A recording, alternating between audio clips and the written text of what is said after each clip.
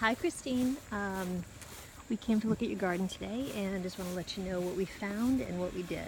So we have a ton of tomatoes. So what we did was to tie up your tomatoes to create better airflow down at the bottom. So if you have poor airflow at the bottom, you can invite disease.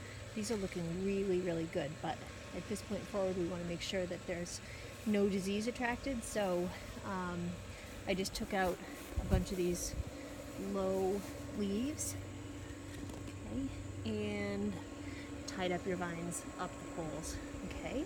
So take a look for those. You have some that are definitely ready to pick now, and a whole lot more coming on. At this point in the season, we don't want any more fruit to be growing. So what I did was cut off some of the growth points on your tomatoes. So for instance, this is a growth point right here. We put this in our newsletter last week. We're just going to pinch that off so that all of the energy from this plant now goes back into fruit that's already growing versus trying to bear new fruit. So you have a ton of fruit that still has yet to grow. So we want all the sun's energy to go into that. So these are looking really good. We have a ton of tomatoes over here as well, so it's just a matter of time for those to ripen up. Cucumbers, you have a few cucumbers that are ready to pick. That one for sure, this one for sure, and then several more coming on, so go ahead and pick those as soon as you can. We're also leaving you some of the spinach seeds as well after your tomatoes and carrots and your beans are all done, and you take these plants out. You can plant these anywhere in the garden and let them grow over the winter, and you'll have nice early fruit. Just so these don't get wet, I'm going to leave them right here next to the garden, okay?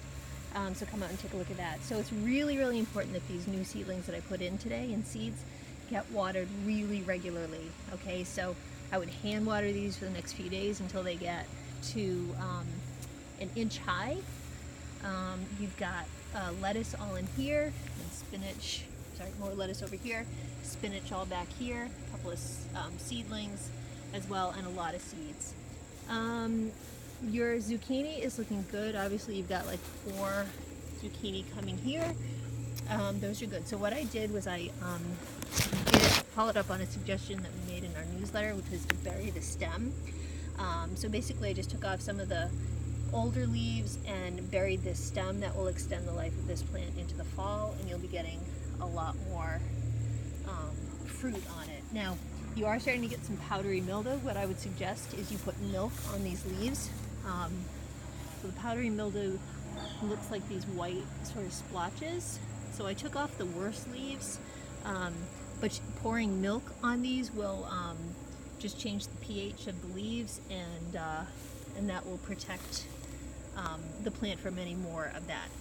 This can produce fruit rot, so you want to do that as soon as possible. And just pour any amount of milk on leaves. It just changes the pH of the leaves so the bacteria can't grow. If you have any questions, give us a call, 617-803-3921. Thanks, bye.